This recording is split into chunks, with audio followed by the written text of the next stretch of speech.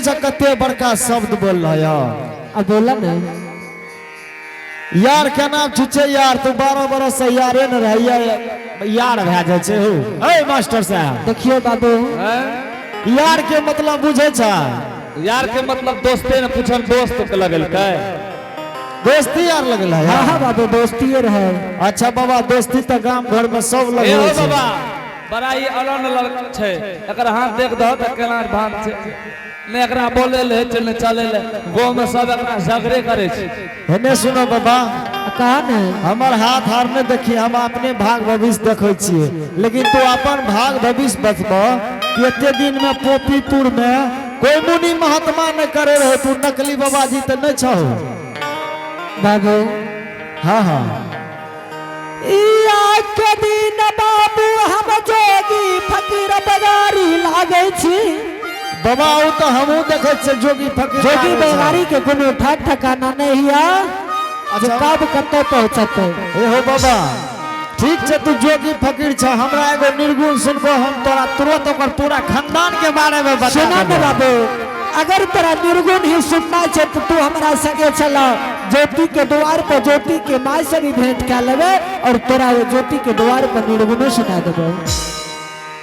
देखला बाबा नकली जोगी चेते न निर्गुण सुनबो छै, असली रहते तो तुरंत सुना देते। तेरा अवश्य सुनेबे, लेकिन चलो न द्वार पर जे सुनेबे तो माइयो सुनते तहू सुन लेबो, पोपी नगरी के बाबू भैया माँ बहन जे छै वो सुन लेते। अच्छा ठीक छै बाबा, उतना हमरा टाइम नहीं छै, ओकरा द्वार पर अहाँ जल चाहे छियै? हाँ हाँ बाबू सीधे है रास्ता धर लियो, सीधे हाई स्कूल ए बाबा गड़बड़ करते छियै, गड़बड़ कहते छियै? ना ना गड़बड़ नहीं करता, ए रास्ता धर लियो, सीधे उ गिर जाइए खड्डा में, ऊपर में रोड छै, चढ़ के बगल में देखबो ना सोका गाछी, ओकरे द्वार पर छै, बगल में धर्मो के गोहबर छै। ठीक छै बाबू, चल जा भागी दे आइबो, बोलो नहीं अगर संग जेती है तो बढ़िया रहती है। ना ना हमरा धान झाड़े ले छै, तू सीधे वही रास्ता धर के चल जा। ठीक है, अगर धान झाड़े ले छे तो अपने जाइयो। ठीक छै बाबा जा। ये थलिए डाल गरिया त बाबू साहब, आगो दलिए होता करिया न बाबू सा, ये थलिए डाल गरिया त बाबू साहब, आगो दलिए होता करिया न बाबू सा, ये यार के हो तू वरिया त चला आगो यार के हो तू करिया हो जाला,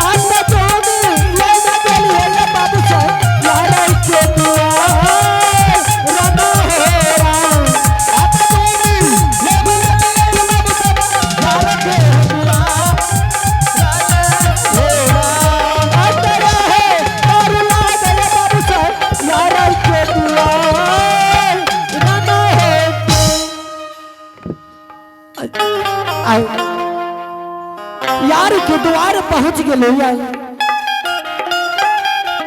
लेकिन यार के द्वार पर के करो नहीं देखे छियै या पोपी नगरी में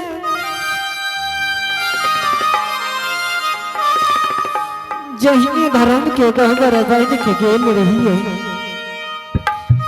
वही ने अमानत धर्म के गहबर के देखे छियै जही में यशोदा वृक्ष छोड़ देख गलिए या कुंती नगरी में वही ने यशोदा वृक्ष सैन्य तो आवाज लगावे छे जे घर से कियो निकले कि नहीं निकले आइए घर छियै घर माता घर छियै घर है मातारा वो घर छियै घर वलकिनिया आहे घर के है बाला दुनिया है मातारा घर से हारत हुबिया आहे घर से हरा है हूबियो वो एक बेरा बाल हारा हुबिया आहे एक बेरिया बहरा है होइया आतलाज कि नहीं लय मतरा जो दिया गई जा कि ना हो आते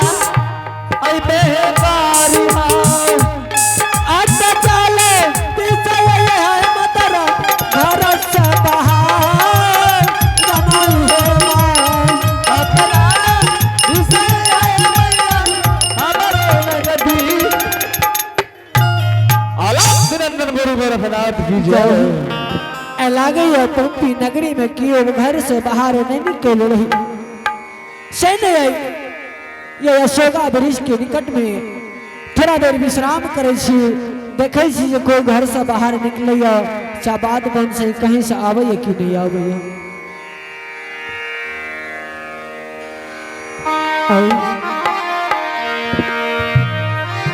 आये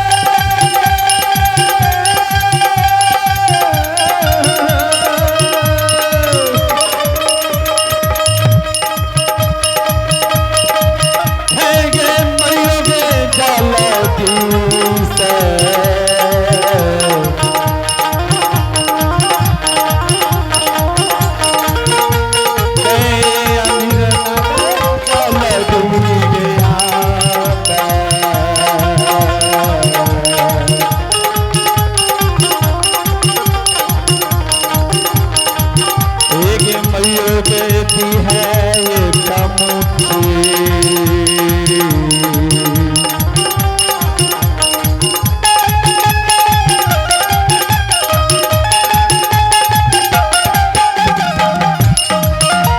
ये मयूर देती है एक मुट्ठी गे भी।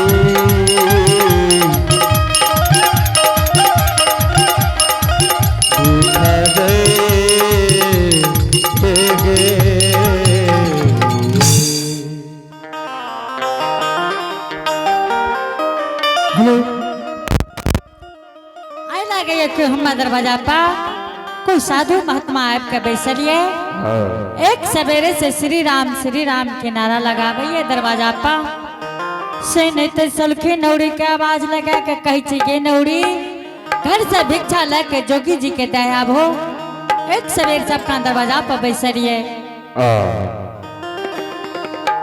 आगे कहाँ के किया न भइले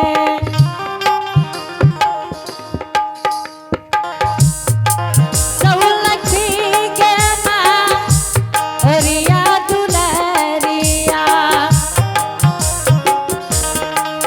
आई है दुलरिया माता के राजा नजदीक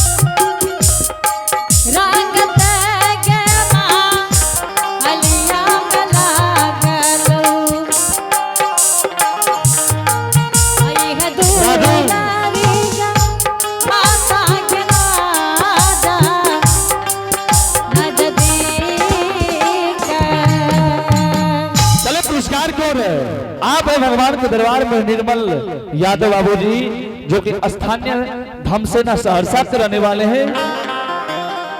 आइए इनकी तरफ से भगवान के दरबार में शानदार 51 रुपए का पुरस्कार है। इनके लिए बहुत बहुत धन्यवाद। जय हो दानी दाता की जय हो, उनके समस्त परिवार की जय हो।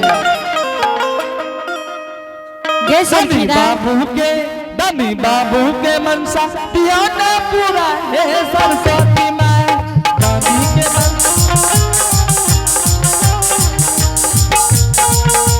सरस्वती माँ है सरस्वती माँ है सरस्वती माँ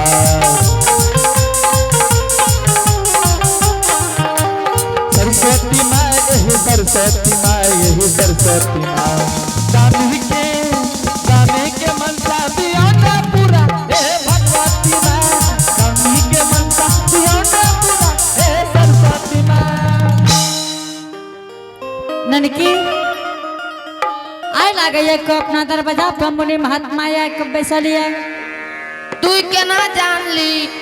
देखी ने सरंगी सितार के आवाज आबैये बड़ी देर से अपना दरवाजा पर बैसलिए कहाँ सुनी ने आवाज बाजइए एक लागे छो जोगी बाबा लोये। ठीक है बेटी दोनों बहन जो घर से भिक्षा लाके जोगी जी के दयाब हो आ देखले हो कि जोगी जी छै के हैं हम ईटा जबाओ नहीं के दोनों बहन चल जाओ हे या कही एकरा आगे तू नहीं सुने छी ठीक छे बड़की माँ जो हम जा छिए जल्दी सुना जो और देखना है कि जोगी छै के हैं।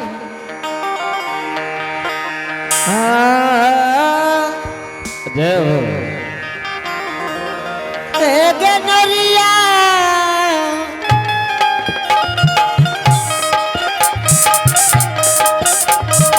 नरिया जइया नरी अपन दुआरिया जइया हो ए केलोई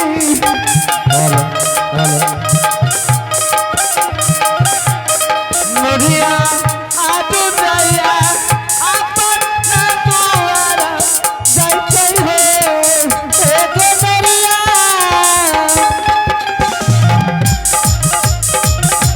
नरिया जइया नरी अपन दुआरिया जइया हो हे हो